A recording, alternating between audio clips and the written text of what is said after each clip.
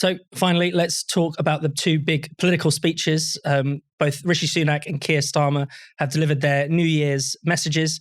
I can't say that I saw much of a big difference between the two of them. They're even held in the same venue. Did you see this? Yeah. 24 hours apart in East London. Says it all really. But I mean, this seems to, more than anything, Luke, seems to signify a new, quite drab era of politics being upon us. Is this the return of technocracy, managerialism, that kind of politics? Yeah, I mean, I saw comparisons to 1997 where Sunak was clearly referencing Tony Blair and his revelation of the key promises by which... The 5 pledges. The 5 pledges, which Tony Blair did but back in the lead up to the 97 general election, in order to kind of give the public a method of measuring competence. And of course, in 97, you did see this kind of contest over the centre ground. New Labour was an attempt to steal some of that centre ground back from the Tories, particularly around law and order and around public finances. And there's a lot of parallels here today. The difference with today is that we are facing crisis in many areas of public life. You know, economically, in terms of our public services, we are in a deep, deep hole. And technocracy does not appear to ever be the answer. You know, as we've written on Spike this week, technocracy consistently fails to deal with real problems of economic crisis. So I think what we are entering in this general election that will come at some point in 2024 is kind of a tussle over who can appear the most competent for longest.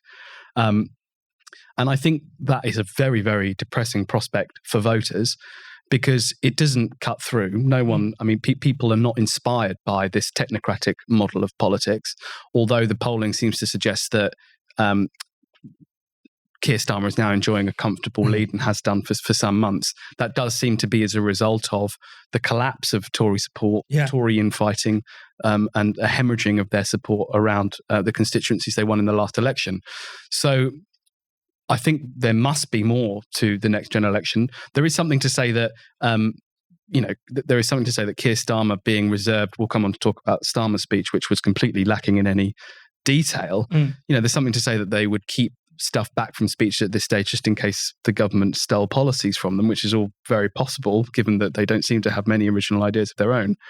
But at the moment we are left with a tussle over the middle ground, technocracy, and very little big thinking about how to tackle the major problems that we face. It was interesting, Tom. I think, Sunak obviously selling himself on this competence, but still not really offering much detail, not really showing that he has a grip on the challenges that he wants to face. I mean, the speech seemed to consist largely of talking about money that had already been announced, or these kind of tinkering little schemes that had already been implemented. Family hubs. Family hubs being another one. They love their hubs, don't they? See, there seems to be this kind of idea, in the absence of any big thinking, what we'll do is either create a kind of like parallel version of a service that exists. Like you could have your you could have your medical treatment at home via Zoom or something. So even it's like a pale imitation, or it's something that people probably don't really need. Some bloke in a library handing out leaflets about changing nappies or something.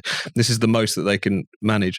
But so on the one hand, you have this kind of attempt to say, I've got a grip on this particular crisis, and kind of failing to do that. It was also presented, Sunak's speech, as his big vision speech, which is what you hear people in politics talk about, usually when the person involved has no vision whatsoever. If you have to say it, you probably don't have it.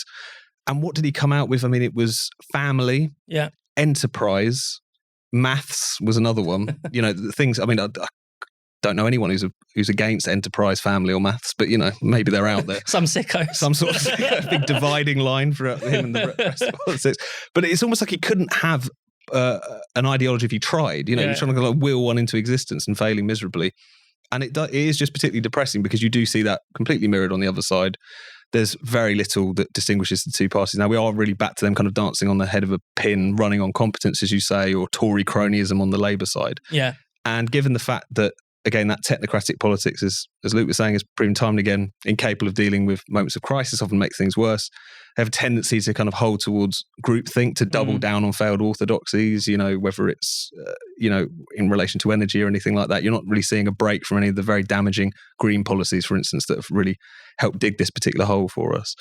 And yet at the same time, there's no kind of broader vision as to how we might carve out a different society in which these kinds of crises and injustices don't take place. There's not even any real prospect of that whatsoever. So it does feel like we're back to that world of competing bank managers, or in this case, kind of competing Blair tribute acts. Yeah. Really.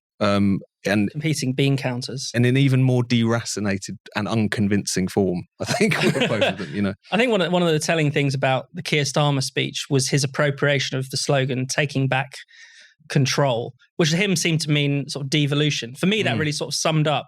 He inadvertently highlighted the chasm, between the sort of deep challenges we face, the kind of populist moment that we all had great hopes for, and the drabness of what he's actually offering. Yeah, I think Starmer is currently relying on the collapse of support among the Red Wall constituencies in order to win them back, rather than offering them any positive vision about what a Labour government would do with these particular areas and what it would mean for them to take. I mean, yeah, as you say, taking back control and devolution actually mean completely different things. You know, taking back control was about national sovereignty. Yeah. It was about creating a nation, a collective country to work together.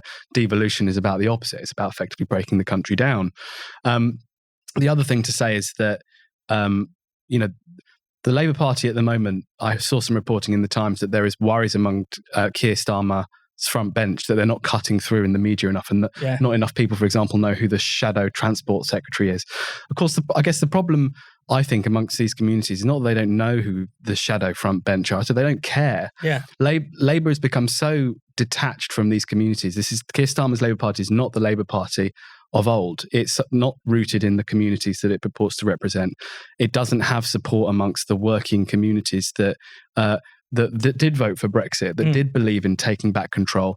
So they are forced, therefore, to reach for the lines of that populist moment that gave rise to the Brexit vote without really believing any of it in substance. Tom, final word? I just think on the devolution thing, because I think it is quite revealing of how out of ideas Labour are. I mean, they're kind of just deferring to what Gordon Brown said in his big report recently. It's a lot of kind of old Blairites and Brownites are kind of being given the task of writing up various different reports. There was a David Blunkett one on skills as well, and so on and so forth. So they're kind of having to, so lacking in talent, they kind of go back to the old guard, but also the ideas such as they are not really there. I'm going to steal a point that you made earlier in the office, Fraser, but it does betray a lack of ideas of almost saying, you can make the decisions. What decisions? You work it out. There is a kind of, in the absence of any real vision for the country, it's quite, it's something that they can present as a radical change, as they would present it, but at the same time involves them dodging accountability for actually steering the country in a different direction. And then when you see the substance of what they're talking about, again, we're back to the hubs. I mean, before Sunak's speech, about a day before, Labour were talking out the fact that they want to radically overhaul job centres so that local authorities run them.